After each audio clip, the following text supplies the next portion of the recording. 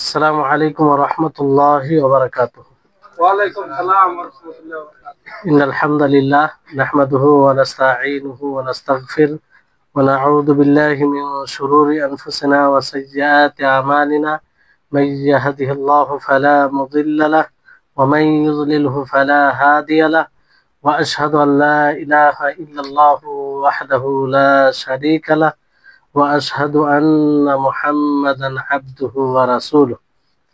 আম্মা বা'দ।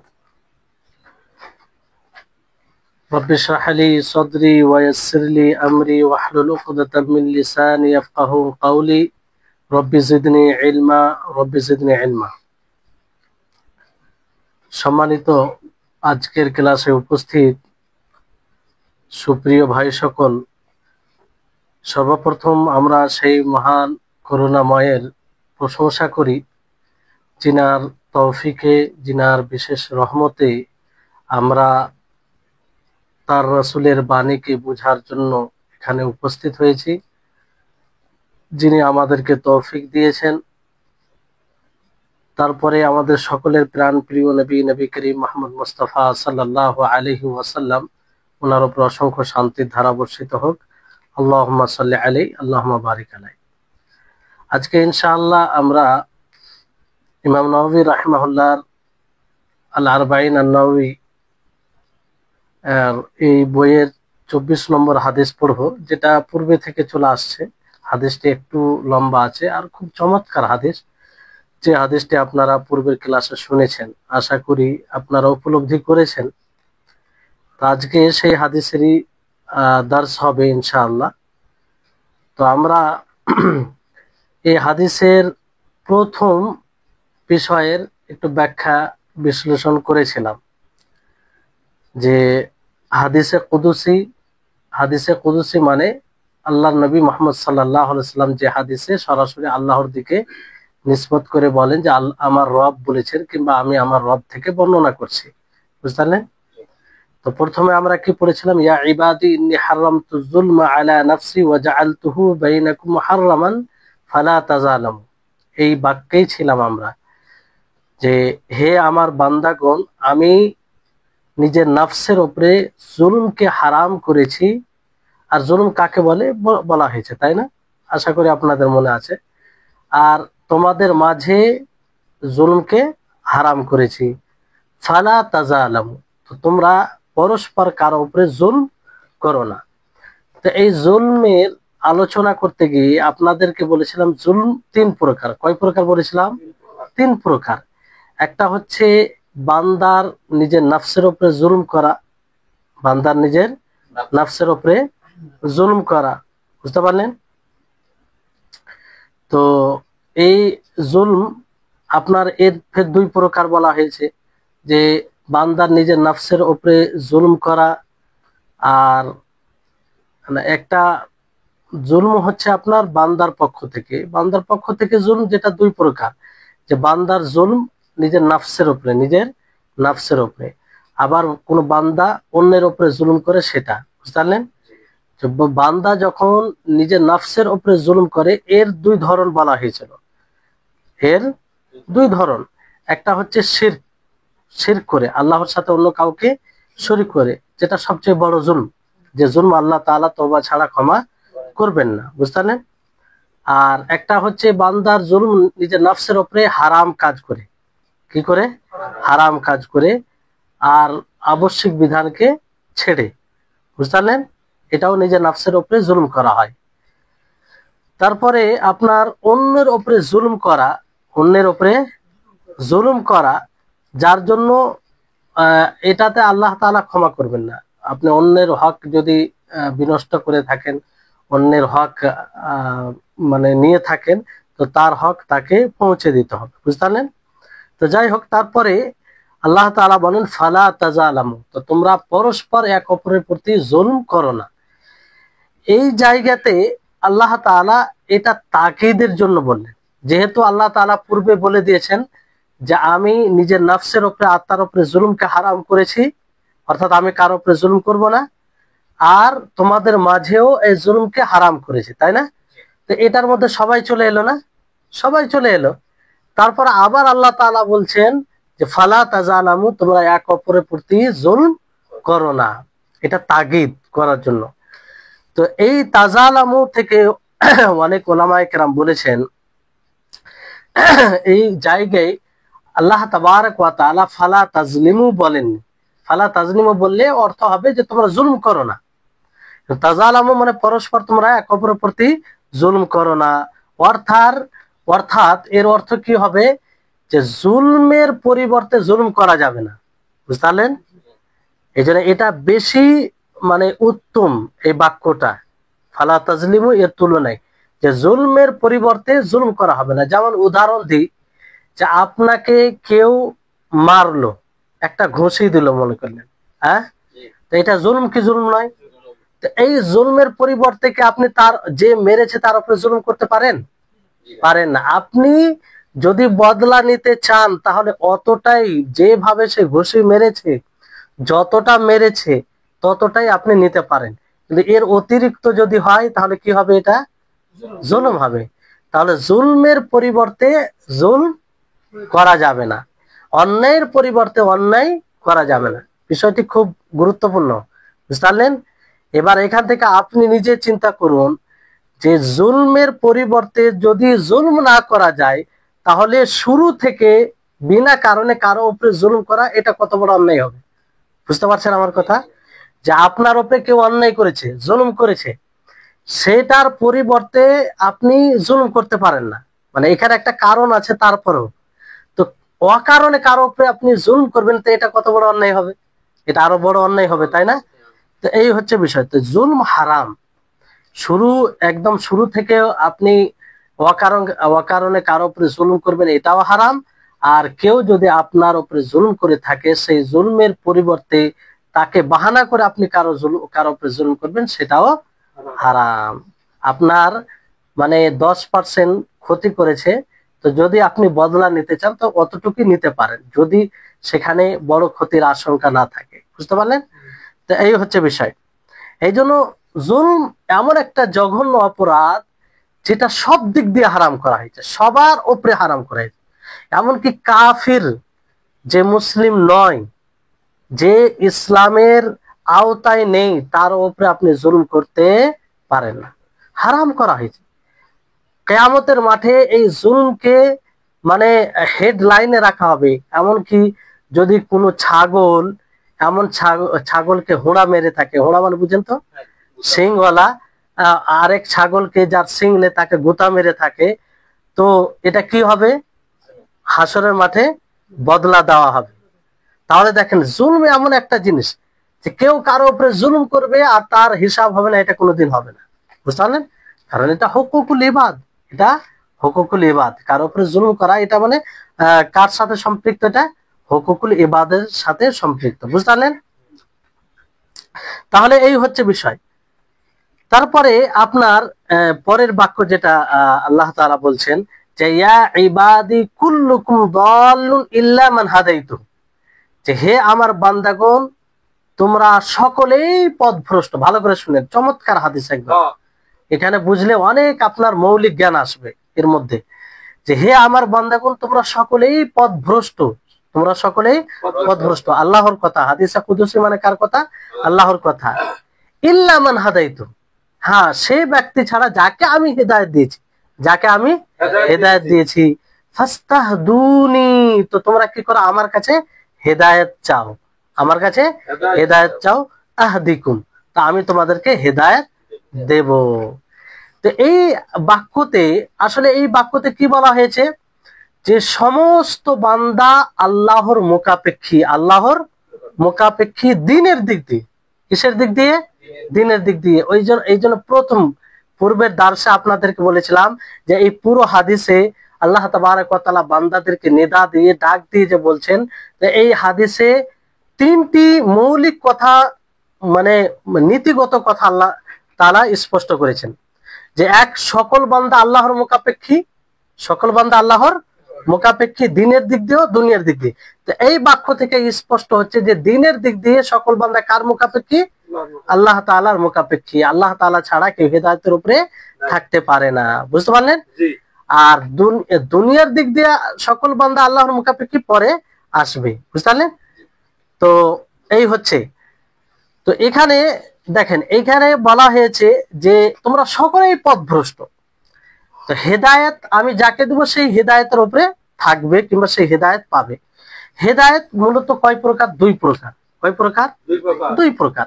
একটা হচ্ছে মানুষের যে সব কাজে লাভ উপকার কথা যে সব জিনিসে মাসলেহাত আছে সেই দিকে গাইড করা, সেই দিকের হেদায়েত, বুঝতে পারেন?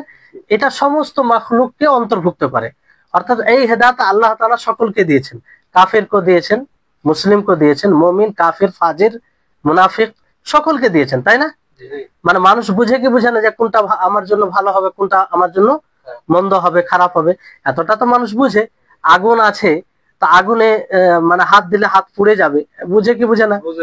মাছে কাঁটা আছে, কাঁটা বেছে খেতে হবে, এটা বুঝে কি বুঝে না? তো এটা হচ্ছে এই হেদায়েত সকলকে আল্লাহ তাআলা দান করেছেন, সকলকে দান করেছেন, বুঝতে পারলেন? সকল মাখলুককে।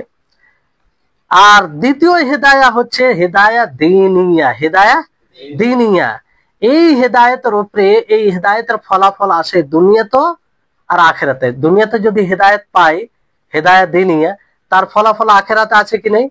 তার ফলাফল আখিরাতে আছে। তাহলে এখান থেকে একটা সূক্ষ্ম বিষয় যেটা বের হয় যে আসলে সকল মানুষ পথভ্রষ্ট। সকল মানুষ কি পথভ্রষ্ট?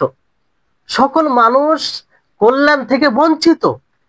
কিন্তু আল্লাহ তাআলা যাকে হেদায়েত দেন, যাকে তৌফিক দেন, সেই এই হেদায়েতের মালিক হয়, সেই এই হেদায়েতের মালিক হয়।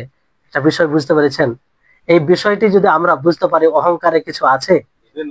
আত্ম অহংকার, যে আমি বড় ইবাদত করি, আমি মিথ্যা কথা বলি না, মানে একটা যে অহংকার মানুষের কাজ করে, বেশিরভাগ দেখবেন যারা আবিদ, মূর্খ আবিদ, তাদের মধ্যে এই অহংকার চলে আসে।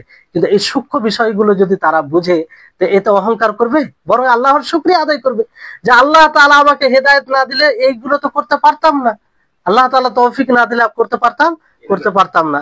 তা আসল সকল মানুষ হেদায়েত থেকে বঞ্চিত, কিন্তু আল্লাহ তাআলা যার উপরে রহমত করেন তার কর্মফলে সে হেদায়েতের পথে আসে, বুঝতে পারলেন? অনেক বিদ্বানগণ বলেন যে আসলে সকল মানুষ মানে হেদায়েত ছাড়া অন্য পথে আছে। এটা কি করে? যদি আল্লাহ তাবারক ওয়া তাআলা মানুষকে, মানব জাতি, জিন জাতিকে ছেড়ে দেয় তাদের অভ্যাসের উপরে। কিসের উপরে? অভ্যাসের উপরে, প্রবৃত্তির উপরে, তাদের চাহিদার উপরে। তো গুমরাহির মধ্যে হবে কি হবে না? আমাদের কি মন চায়? দেখেন, আমাদের মন কি চায়? এনজয় করা, আনন্দ করা, অশ্লীল কাজ করা মন চায় কি চায় না? মিথ্যা কথা বলা, ধোকা দেওয়া, যারা ছোট আছে তাদের প্রতি জুলুম করা, এটা মন চায়। মানে মন চায় কি চায় না? তো এর উপরে যদি আল্লাহ তাআলা ছেড়ে দিতেন তো পথভ্রষ্ট থাকতাম কি থাকতাম না? কিন্তু আল্লাহ তাআলা আমাদেরকে দ্বীনি হেদায়েত দিয়েছেন, ফলে আমরা এগুলোকে ত্যাগ করছি, তাই না?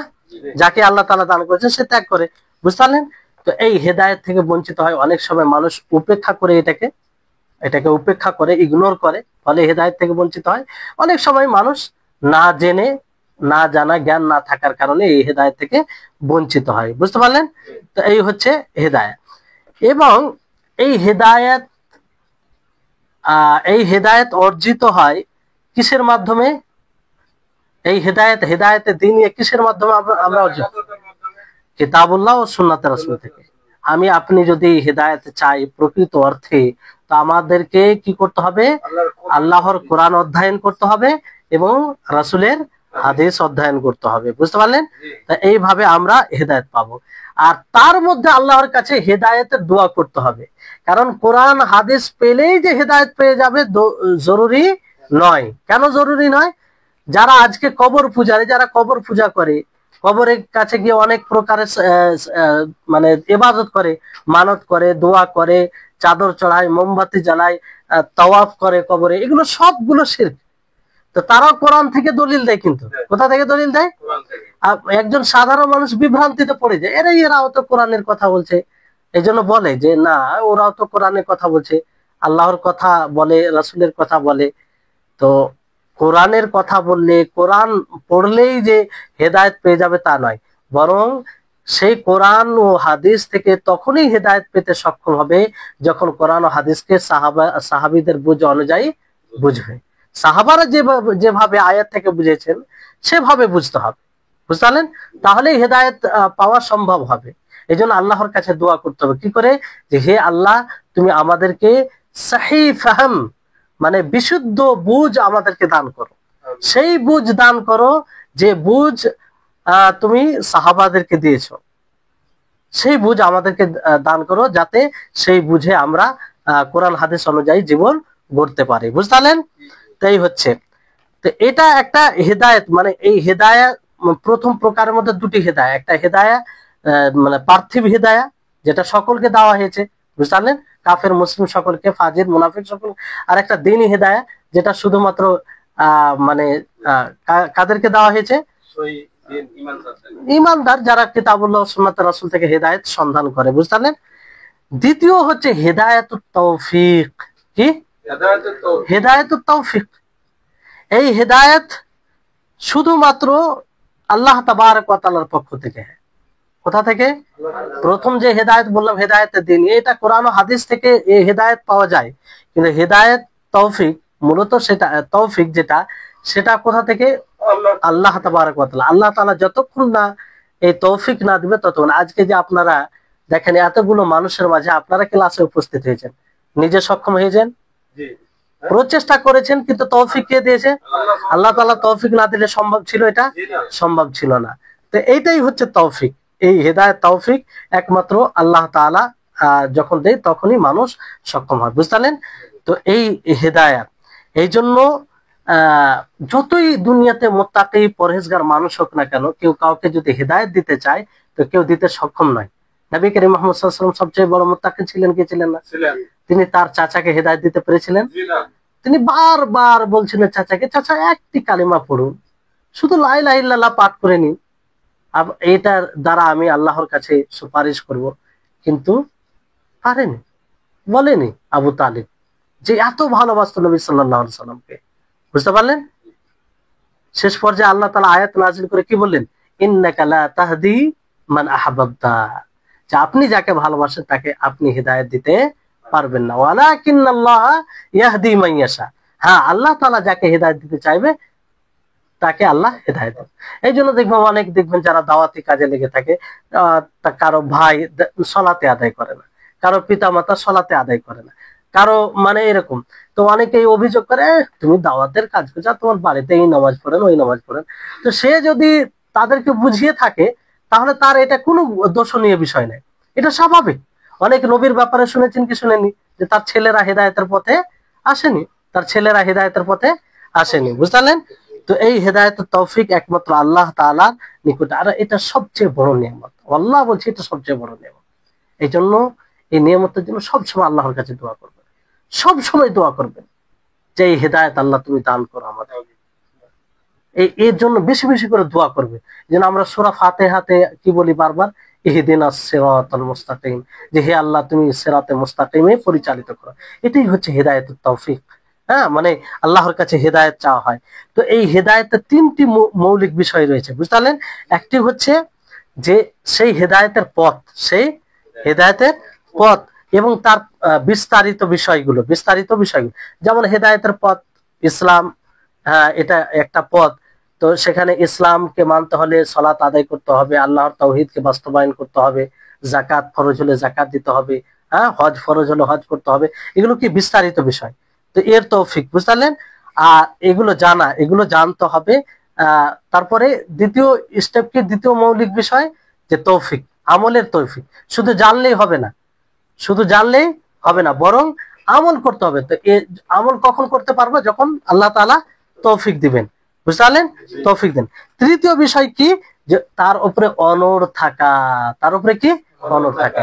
একজন ব্যক্তি মনে করেন যে সারা জীবন আমল করে গেল, সারা জীবন আমল করে, মৃত্যুর 2 মিনিট পূর্বে, মৃত্যুর 2 মিনিট পূর্বে শিরক করে ফেলল, আল্লাহর সাথে অন্য কাউকে শরীক করল, সারা জীবনের আমল বাতিল হয়ে যাবে।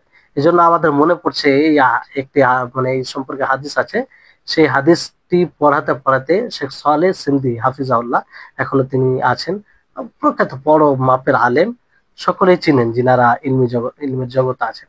উনি এই হাদিসটি পড়াতে পড়াতে নিজেকে কন্ট্রোল করতে পারছিলেন না, কান্নায় ভেঙে পড়ে গেছেন। প্রায় 3-4-5 মিনিট বারবার চেষ্টা করছে, কিন্তু পড়াতে পারেনি। বা 4-5 মিনিট পরে যখন একটু স্বাভাবিক হলে তখন আবার পড়া তিনি করলেন। মানে আমরা হাদিসগুলো অনুধাবন করি না, বুঝতে পারলেন? যে একজন ব্যক্তি আমল করছে, আমল করতে করতে করতে শেষ পর্যায়ে দেখা গেল জাহান্নামী কর্ম করে সে জাহান্নামে চলে গেল, বুঝতে পারলেন? তো এটা এটা এটা মানে এটা নয় যে আল্লাহ তাআলা জুলুম করবে না। মানুষ সারা জীবন আমল করে শেষে জাহান্নামী কর্ম করে জাহান্নাম যাবে, মানে জান্নাতে কর্ম করে শেষে জাহান্নামী কর্ম করে জাহান্নামে যাবে, এটা মানে কি তার আমলে ইখলাস ছিল না। তার আমলে কি ছিল না?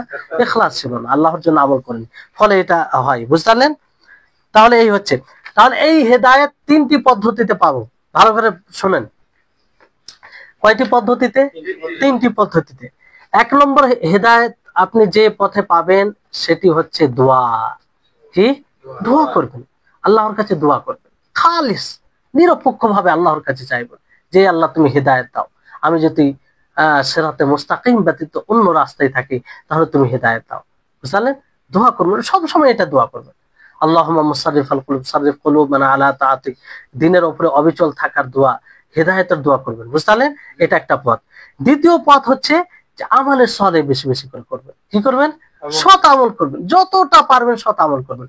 কারণ সৎ আমল আপনাকে গাইড করবে, সৎ আমল আপনাকে সিরাতে মুস্তাকিমের পথ দেখাবে, সৎ আমল আপনাকে উদ্বুদ্ধ করবে, সৎ আমল আপনার হৃদয়ে এর স্বাদ মানে জোগাড় করবে, বুঝতে পারলেন? তো এই দ্বিতীয় পথ হচ্ছে এটা। তৃতীয় পথ কি? তালাবুল ইলম, ইলম সন্ধান করতে হবে, ইলম অর্জন করে হেদায়েত পাবেন। আপনি বসে বসে শুধু ইবাদত করবেন না, এতে হেদায়েত পাবেন না। আপনি জানবেন না কোন পথ কি পথ, তো কি করে আপনি সেই হেদায়েতের পথ অবলম্বন করবেন? আগে জানতে হবে না? এই জন্য ইলম অর্জনে আগ্রহী হতে হবে। বড় দুঃখের সাথে বলতে হয়, বর্তমান সময়ে অধিকাংশ যুব সমাজকে দেখা যায় যে তারা দাওয়াতি কাজে খুব আগ্রহী, এটা করতে ওইটা করতে হবে, কিন্তু ইলম অর্জনে অতটাই পিছে। ইলম অর্জন করতে গেলে যেমন আমরা অনলাইন অনেক সময় ক্লাস করি, তো যতটা সংখ্যা হওয়া উচিত মানুষকে যে অনলাইন কাজে যে দাওয়াতি অ্যাক্টিভিটি দেখা যায়, সেই তুলনায় মানে আরো বেশি সংখ্যা হওয়া উচিত, যে বলা মানে এইরকম বলার প্রয়োজন পড়া উচিত ছিল যে আর মানে সুযোগ নেই, কিন্তু ওই তুলনায় কিছু নেই। তার মানে কি? যে শুধু আগ্রহ, আকাঙ্ক্ষা, আশা, এটা করব ওটা করব, কিন্তু ইলম অর্জনে আমরা পিছিয়ে। অথচ হেদায়েত, প্রকৃত হেদায়েতকে পেতে হলে ইলম অর্জন করতে হবে। আপনি ইলম অর্জনে নিজেকে ব্যস্ত করুন, যে পথ আপনার জন্য সহজ হবে। কোন আলেমকে কাছে পেয়েছেন তার কাছে, কোন অনলাইনে আপনি সুযোগ পেয়েছেন অনলাইন, আপনি নিজেকে ইলম অর্জনে ব্যস্ত রাখুন, তাহলে আপনি হেদায়েতের পথ পাবেন। আর আপনি হেদায়েতের পথে অনড় থাকতে পারবেন, বুঝতে পারলেন? আর সমস্ত প্রকারের ফিতনা থেকে মুক্ত থাকবেন। হেদায়েতের পথ পাবেন মানে সবকিছু এর মধ্যে চলে আসে, ফিতনা থেকে মুক্ত থাকবে, বুঝতে পারলেন? তো এখানে দেখেন আল্লাহ তাবারক ওয়া তাআলা এই বাক্যের মধ্যে 3টি বিষয় বলেছেন। একটা খবর দিয়েছেন যে দেখো তোমরা সকলেই পথভ্রষ্ট, তোমরা সকলেই পথভ্রষ্ট, হ্যাঁ আমি যাকে হেদায়েত দেবো সেই হেদায়েতের পথে থাকবে, বুঝতে পারলেন? এটা খবর, আল্লাহ তাআলা কি দিয়েছেন? খবর, যে আসলে তোমরা পথভ্রষ্ট, যারা হেদায়েতের পথে আছে এটা আল্লাহ তাবারক ওয়া তাআলার রহমত, আল্লাহ তাআলার হেদায়েত, বুঝতে পারলেন? দ্বিতীয় হচ্ছে যে আল্লাহ তাআলা মানে চেয়েছেন, হুকুম দিয়েছেন ফাস্তাহদুনি, যেহেতু হেদায়েত আমার হাতে, তো তোমরা আমার কাছে কি চাও? হেদায়েত চাও, হেদায়েত চাও। আর তৃতীয় হচ্ছে যে ওয়াদা, আল্লাহ তাবারক ওয়া তাআলার ওয়াদা। কি ভাবতে পেরেছেন? যে আল্লাহ তাআলা ওয়াদা করছেন যে আমার বান্দা যদি আমার কাছে হেদায়েত চায় তাহলে আমি তাকে হেদায়েত দেব, আমি তাকে কি দেব? হেদায়েত দেব।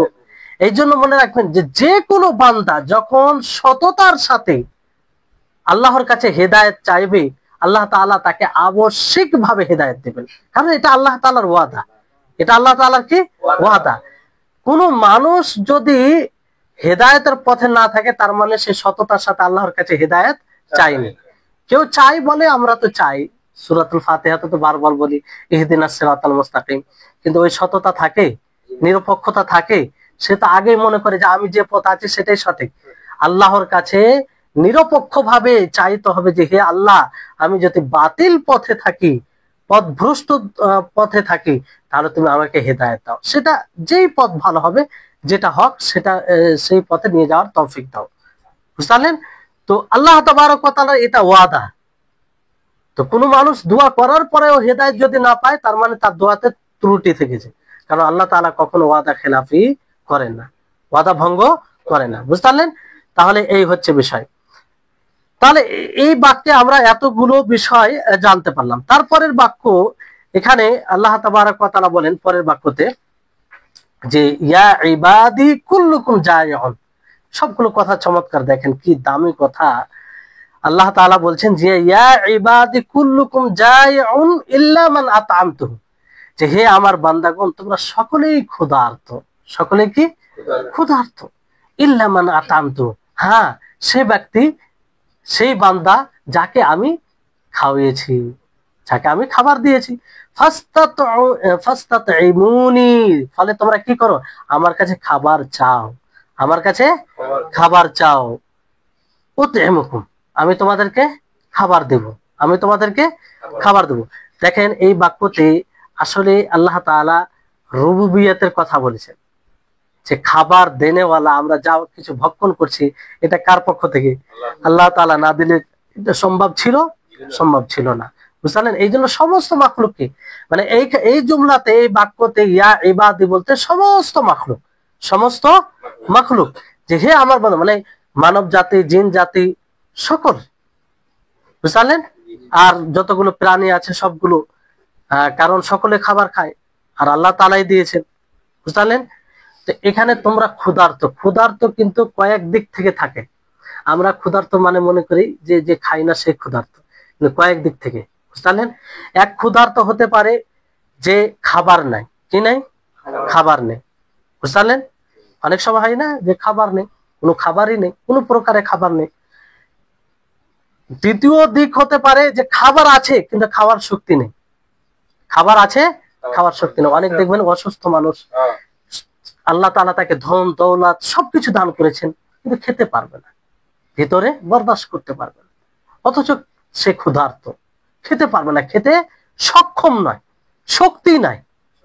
বুঝলেন? এই দিক দিয়ে। তৃতীয় হচ্ছে যে খাবারও আছে, খাবার শক্তিও আছে, কিন্তু সেই খাবার কোনো কাজে, কোনো কাজ করছে না। কি করছে না? কোনো কাজ করছে না। তো এখানে আল্লাহ তাআলা যে বলছেন যে তোমরা ক্ষুধার্ত, মানে এই তিন দিক দিয়ে তোমরা ক্ষুধার্ত। আমি যে খাওয়ালছি তোমাদেরকে, তিনটেই দান করেছি। আমি খাবার দিয়েছি, খাবারের সক্ষমতা দান করেছি, আর সেই খাবারের যে উপকার, তার যে কাজ খাবারের, সেই কাজটাও মানে করার অনুমতি দিয়েছেন। তা আল্লাহ তাআলা এই তিনটে, দেখেন আল্লাহ তাআলা এইভাবে যদি জানেন, তা আল্লাহ তাআলা কি রূপ রহিম, দয়ালু, তার দয়ার কোন সীমা নেই, উপলব্ধি করতে পারবো। আমরা শুধু কি জানি আল্লাহ তাআলা রহিম, এই জন্য আল্লাহর ব্যাপারে কখনো কুধারণা চলে আসে। কিন্তু এইভাবে যদি আমরা আল্লাহর পরিচয় লাভ করি, কখনো কুধারণা আসবে? কখনো আসবে না। আর এগুলো সব আমরা বুঝতে পারবো। হসপিটাল যান, বিশেষ করে যারা হসপিটালে কাজ করে, দেখবেন এমন এমন রোগী থাকে যে তাকে আল্লাহ তাআলা অঢেল অর্থ দিয়েছেন, কোনো কমি নেই, কিন্তু খেতে পারবে না। পাইপ দিয়ে তাকে পানীয় জাতীয় জিনিস দেওয়া হয়। বুঝলেন? অনেক সময় সেটাও কাজ করে না, সেটাও কাজ করে না।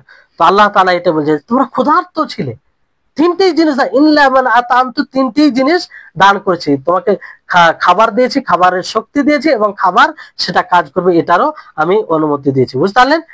তো এখানে তারপরে আল্লাহ তাআলা কি বলছেন? ফাস্তাতঈমুনি, ফলে তোমরা কি করো? আমার কাছে খাবার চাও, আমার কাছে খাবার চাও। তো খাবার চাইতে হবে কি করে? এক তো আল্লাহ তাআলা আপনাকে ব্রেন, বুদ্ধি, বিবেক সবকিছু দান করেছে, সেই অনুযায়ী আপনি সন্ধান করবেন। কি করবেন?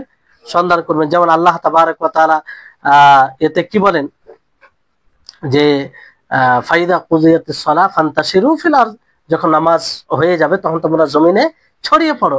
তা আল্লাহ তাআলারই আদেশ না?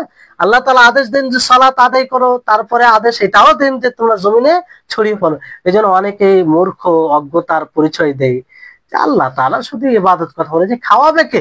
নাউজুবিল্লাহ, এই ধরনের কথা বলে। কিন্তু আল্লাহ তাআলা এইটাও পছন্দ করে না যে 24 ঘন্টা যে ইবাদত করবে আর রুজির সন্ধান করবে না, তাকে আল্লাহ তাআলা পছন্দ করেন না। বরং ইবাদত করবে, ইবাদতের পরে রুজির সন্ধান করবে, সেটাও আল্লাহর নিকটে প্রিয় এবং সেটাও আল্লাহর ইবাদত।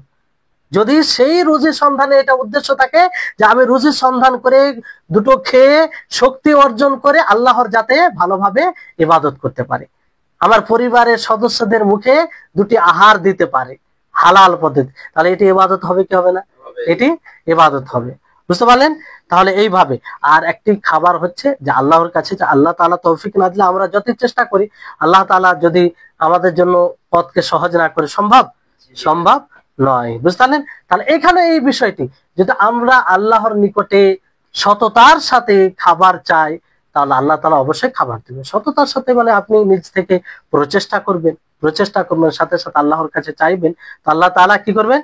দিবেন। আল্লাহ তাআলা কি করবেন? দেবেন। বুঝলেন? এখানেও কিন্তু তিনটি বিষয় যে আল্লাহ তাআলা খবর দিয়েছেন যে দেখো তোমরা সকলেই ক্ষুধার্ত। তো যারা অহংকার করে অর্থ নিয়ে, কি নিয়ে?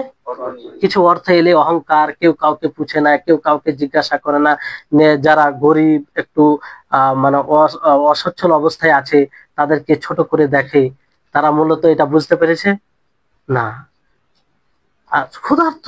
আল্লাহ তাআলা সকলকে ক্ষুধার্ত। সে যে অর্থশালী হয়েছে, বিত্তশালী হয়েছে কার রহমতে?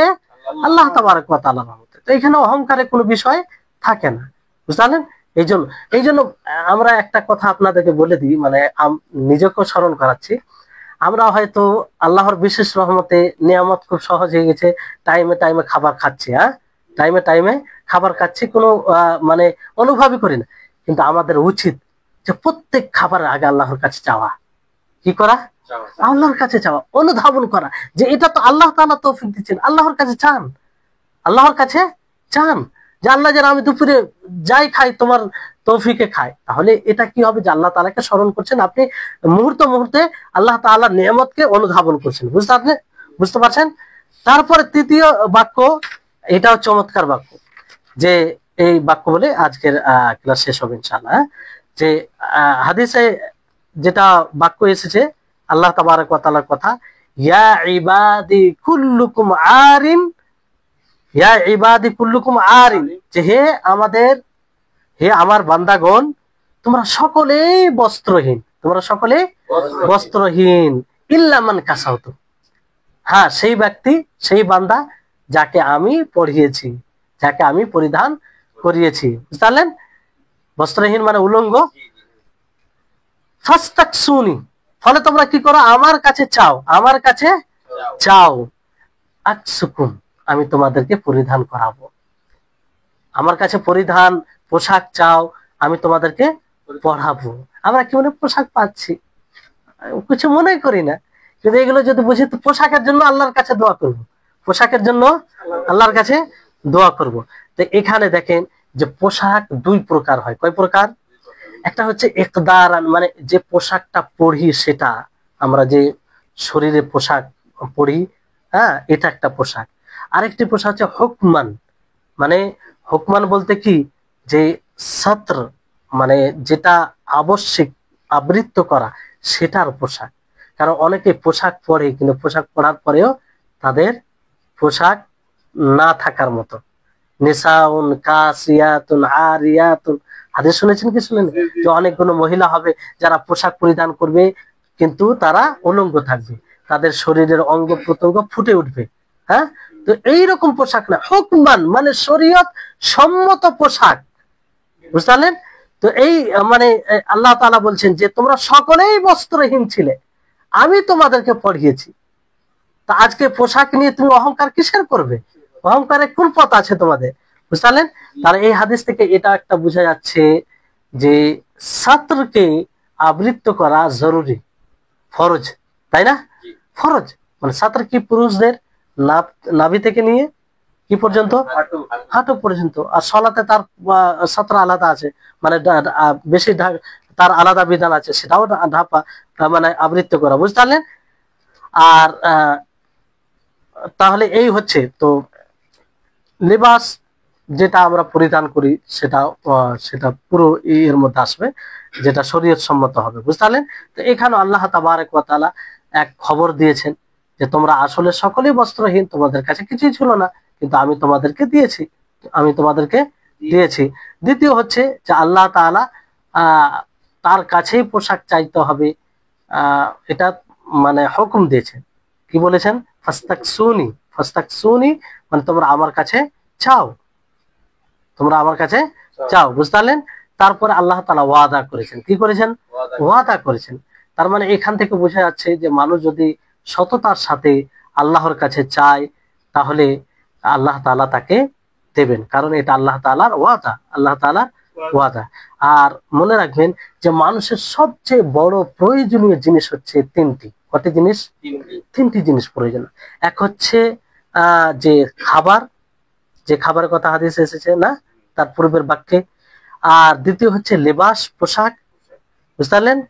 আর তৃতীয় হচ্ছে যে তৃতীয় হচ্ছে আপনার দিন, আফিয়ত, মানে খাবারে মানে আফিয়ত এবং লেবাসে আফিয়ত।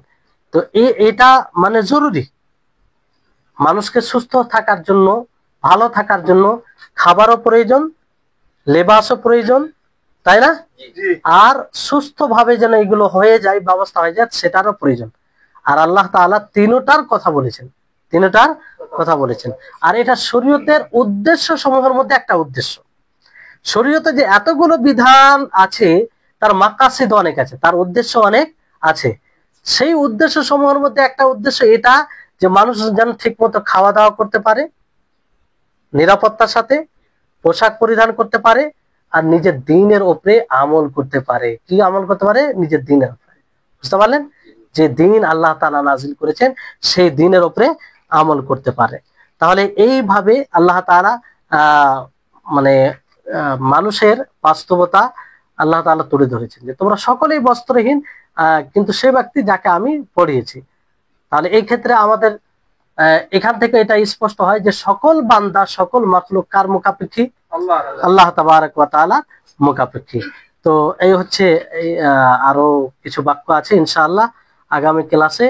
আগের যেগুলো বাক্য আছে সবগুলোই খুব গুরুত্বপূর্ণ, মানে চমৎকার এগুলো কথা। এই কথাগুলো যদি বুঝেন অনেক আপনি মৌলিক বিষয়গুলোকে জানবেন। কিন্তু বড় দুঃখের সাথে বলতে হয় যে অধিকাংশ 98% মানুষ এগুলো উপলব্ধি করে না, ফলে হেদায়েত পাওয়ার পরে তার স্বাদ পায় না, আল্লাহ তাআলার পরিচয় মানে ঠিক মতো লাভ করে না।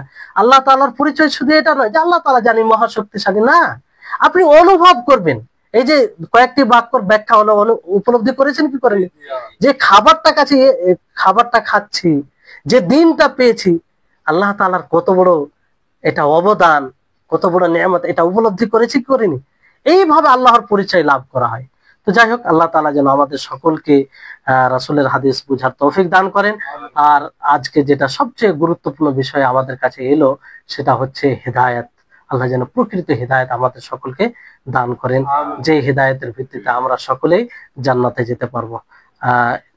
ইনশাআল্লাহ আগে ক্লাসে বাকি হাদিসের ব্যাখ্যা করা হবে। ওয়া আখির দাওয়ানা আলহামদুলিল্লাহি রাব্বিল আলামিন। আসসালামু আলাইকুম ওয়া রাহমাতুল্লাহি ওয়া বারাকাতুহু।